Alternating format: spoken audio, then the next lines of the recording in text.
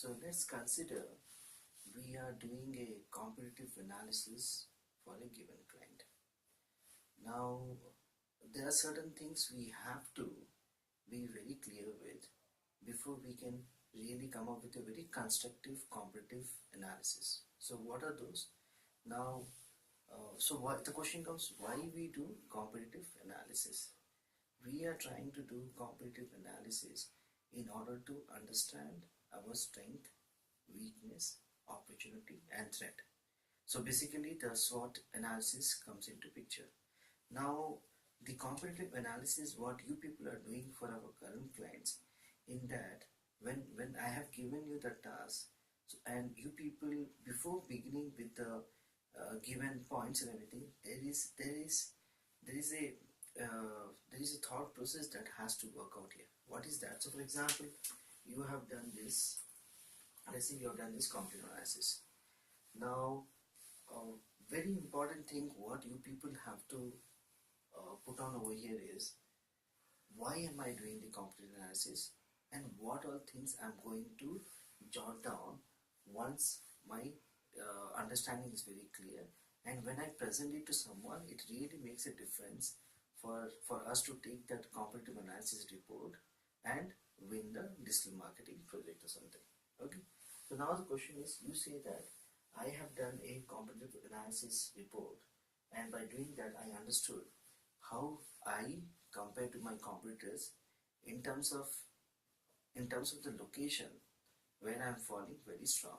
Now that may not be a very strong point to really do this competitive analysis and back the project. So what sort of competitive analysis what I want you people to do is, first of all, before you start, sit down aramse, think what are points I got to list down in my competitive analysis. Now very first thing, okay, one is how is my products or services going to win compared to my competitors? So where am I really falling weak? Where am I really falling strong? So that I can take those points into consideration and make a meaningful strategy out of it to beat my competitors. So that is what I feel the clients would be really looking forward. So very important thing is, when you are specifying that, okay, my competitors are actually falling strong on this or location, that is one of the part, but that may not be a very strong part. What we have to tell to the client is how the traffic ratio we are determining, or for example, what is the traffic ratio of our brand compared to our competitors. So how much of strength are they have already accumulated through digital marketing in terms of traffic, okay, compared to us. So by referring the Google trends, so in Google, not Google Trends, you can also do one thing. You can just try to do one small research saying, take the brand name, take the brand name, then put it in Google Keyword Planner tool and see what is the total search volume for each of these brands. So with that also you get to know which particular brand is very competitive. One. Second thing is, you are highlighting here the trend. With this trend also you are getting to know which particular brand is again more preferred by the audience than to the others. Now there is a small hype that we can see over here, that could be some sudden campaigning being run for which there was a hype, but that could not be a point to be considered. Yes. That is just good to show up.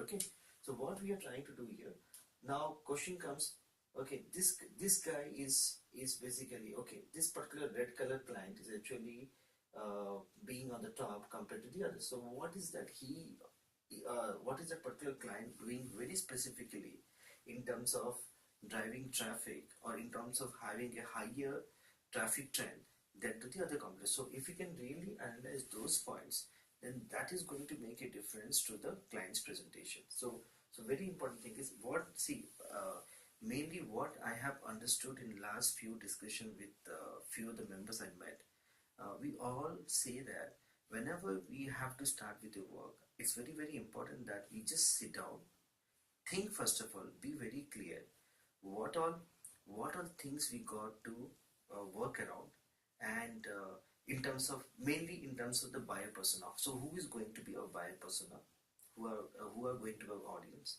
and how we got to target this audience, and where they are actively involved, and which all devices do they use. So you have to first jot down all these points. So what I would say here, so when you people are working on a content analysis, first try to define your buyer persona. Who are going to be your buyer persona? So is it a buyer persona is going to be a person of this personality, or this character, or this specialization, and what age group, gender, and all those things. One. Second thing is, okay. Second thing is the the interest what they show up. Third thing is the devices they prefer to do the search with. Okay.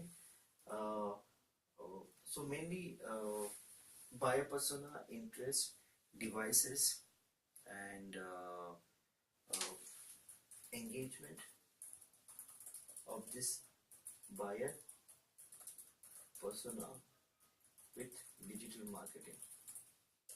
Okay, so if you are going to target, let's say we are doing a content analysis for a client. Now, when we jump into that, first of all, define the buyer persona. Who are going to be a buyer persona? Second thing is, how is those buyer personas involvement with the digital marketing channel? Which particular channel do they prefer the most? Which particular channel they don't prefer the most? So for that, I think you have to do a little bit research on the tools. There are some tools like SimilarWeb. There are some tools like SEMrush, Keyword Spice, SpyFu, ComScore, all those things. And you can also take an understanding from Alexa.com. Now, beyond this, you can also try to little bit analyze how are the different brands, like our brand to our competitors, being involved with the devices. Which device do they more actively use to promote their brand in front of the audience? So is it like through mobile targeting? Is it through desktop targeting? Is it through laptop targeting? Is it through tablet targeting? So all those things also you have to put into picture. And after that comes which location they go strong with. And then beyond this would be, what are the USPs, what are the unique selling propositions each of these competitors hold on, and then they try to market their brand online. So you can put a small table where you can, in the first column, you can list down the client's name, like our client, then the next 3-4 competitors' name, and then you try to just put a just put next to it few more columns saying USP 1, USP 2, USP 3, or USP 4. So for each of the clients you can define what are the 4 or 5 USPs which they hold on, and they try to market the brand. So I think we have done the same thing for a social media client in terms of Twitter followers, Facebook followers, Yes. LinkedIn. Okay, so the same practices we have to do it over here. So USPs, okay, USP, and then might be, okay, let's first try doing this one. So very important thing is, we all have to first think before we just take a conclusion and immediately start with content analysis. Let's first take 2, 3, 4 hours of time. Let's combinedly sit down together, have a sort of brainstorming, try to be very clear what all points we got to add up in the competitive analysis, so that when we project it to the client is very happy. And as we are doing it from the digital marketing point of view, so very important thing is, our competitive analysis should be more focused from the digital marketing point of view. It should not be more focused on something else. And if we a little bit link this digital marketing to the offline side, because there is always a cross-channel promotion. So anything you do online also has got an offline impact, Yes. and anything you do offline also has got an online impact. So with all those things, first you people be clear. So I feel that the report what you have done here, okay, and very important, whenever you people are showcasing the graphs, the trends and everything, now you also have to conclude with your points as part of understanding. You cannot just you cannot just put across the graph in a report and then just submit it to the client, for the client again to spend the same equal amount of time to understand it. No. Once you put the graph in place, you have to also put your conclusion point saying, from this graph, these are the top 5 points that you can understand, and these top 5 points will help us to do something great with the digital marketing. So that is what you have to take it up. Fine. Okay.